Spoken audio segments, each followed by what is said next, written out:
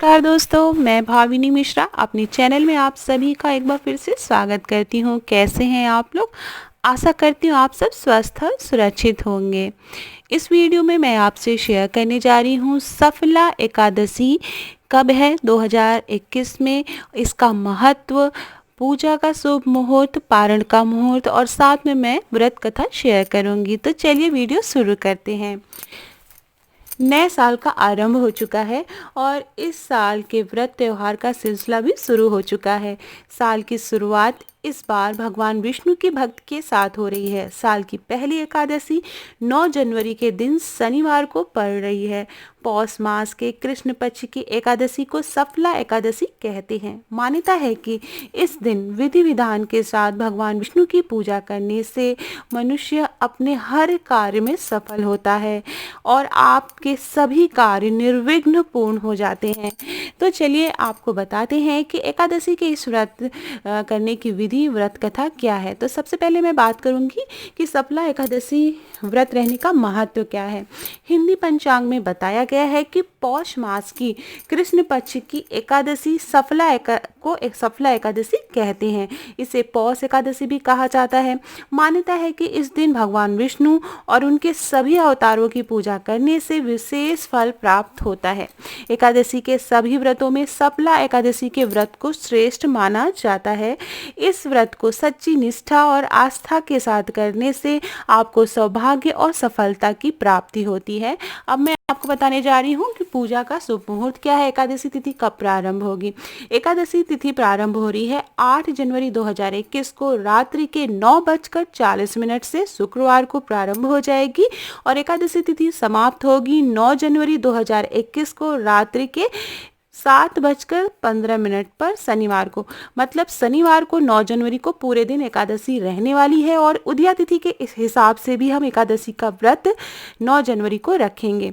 आपको एक बात का ध्यान देना है कि 8 जनवरी को 9:40 जो लोग व्रत रहते हैं वे रात के 9:40 के बाद भोजन ग्रहण ना करें, उसके पहले ही भोजन ग्रहण कर लें। तो आपका जो व्रत है वो 9:40 के बाद शुरू हो जाएगा। अब मैं आपको बताती हूँ पारण तिथि। तो जब भी हम हिंदू मान्यता के अनुसार जब भी व्रत रहते हैं तो वो उदया तिथि से ही शुरू करते हैं और अगले दिन ही उसका हमें पारण करना होता है। तो पारण का जो समय है वह 10 जनवरी को सुबह 7:15 से लेके सुबह के 9:21 तक रहेगा। तो 2 घंटे के आसपास का समय है जिसके बीच में आपको पारण कर लेना है। अब मैं आपको बताने जा रही हूँ सफला एकादशी की पूजन विधि क्या है। तो अन्य एकादशी तिथि की तरह ही सफला एकादशी की पूजा भी की जाती है। प्रातः उठने के बाद स्नान करके व्रत करने का संकल्प करते हैं। फिर अपने जो भी पूजा घर और मंदिर है उसमें गंगा जल का छिड़काव करिए, एक चौकी रखिए, उस पर पीले रंग का वस्त्र बिछाना है। उसके बाद भगवान विष्णु की प्रतिमा रखनी है या फोटो रखनी है और उनकी विधिवत पूजा करनी है। तुलसी के पत्ते ज़रूर चढ़ाने चाहिए। अगरबत्ती, सुपारी, फल और नारियल भगवान विष्णु को अति प्रिय है तो वो ज़रूर चढ़ाएं, पूजा में शामिल करें। अपने हाथों से कोई मीठी चीज़ का नैवेद्य ज़रूर चढ़ाएं। पूजा करने के बाद वो ये सारी चीज़ें अर्पित करें। सफला एकादशी के व्रत की जो कथा है वो कथा पढ़ें। उसके बाद जो भी भोग आपने बनाया है वो भोग अर्पित करें। इस शुभ अवसर पर विष्णु जी के साथ कृष्ण जी की भी पूजा की जाती है। इस अवसर पर कुछ लोग अपने घर में सत्यनारायण भगवान की कथा भी करवाते हैं। इस अवसर पर रात्रि में अगर जागरण किया जाए तो उसका विशेष महत्व होता है। अब मैं आपको बताने जा रही हूँ सफला एकादशी की व्रत कथा। तो व्रत कथा पद्म पुराण में भी दी गई है। तो कथा शुरू करते हैं। ओम नमो भगवते वासुदेवाय। तो कथा शुरू करते हैं। चंपावती नगरी में एक महिष्मान नाम का राजा राज्य करता था। उसके 4 पुत्र थे। उन सब में लुम्पक नाम का बड़ा राजपुत्र महापापी था। वह सदा पर स्त्री और बुरे कामों में अपने पिता का धन नष्ट किया करता था। सदैव ही देवता, ब्राह्मण, वैष्णव की निंदा किया करता था।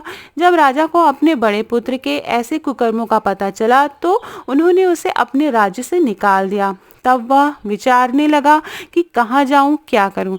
अंत में उसने चोरी करने का निश्चय किया। दिन में वह वन में रहता और रात्रि को अपने पिता की नगरी में चोरी करता तथा प्रजा को तंग करने और उन्हें मारने का कुकर्म करता। कुछ समय पश्चात सारी नगरी भयभीत हो गई। वह वन में रहकर पशु आदि को मारकर खाने लगा।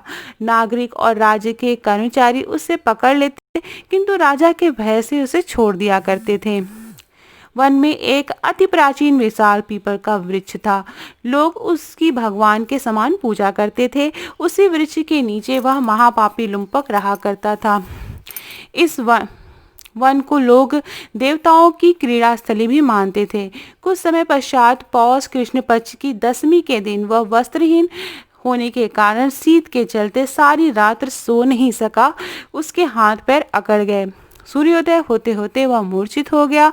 दूसरे दिन एकादशी को मध्याह्न के समय सूर्य की गर्मी पाकर उसकी मूर्छा दूर हुई।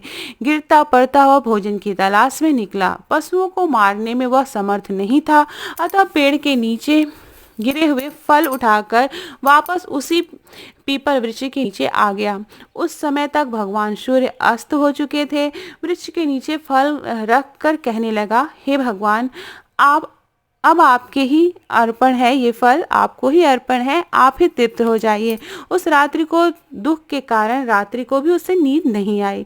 उसके इस उपवास और जागरण से भगवान अत्यंत प्रसन्न हो गए और उसके सारे पाप नष्ट हो गए।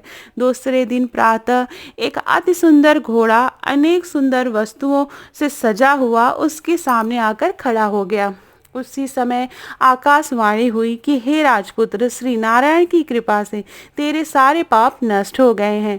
अब तू अपने पिता के पास जाकर राज्य प्राप्त कर। ऐसी वाणी सुनकर वह अत्यंत प्रसन्न हुआ और दिव्य वस्त्र धारण करके भगवान आपकी जय हो कहकर अपने पिता के पास गया। उसके पिता ने प्रसन्न होकर उसे समस्त राज्य का भार सौंपकर वन का रास्ता लिया। अब लुम्पक शास्त्र अनुसार राज्य करने लगा। उसकी स्त्री पुत्र आदि सारा कुटुंब भगवान नारायण का परम भक्त हो गया। वृद्ध होने पर वह भी अपने पुत्र को राज्य का भार सौंपकर वन में तपस्या करने चला गया और अंत के समय वह वैकुंठ धाम को प्राप्त हुआ।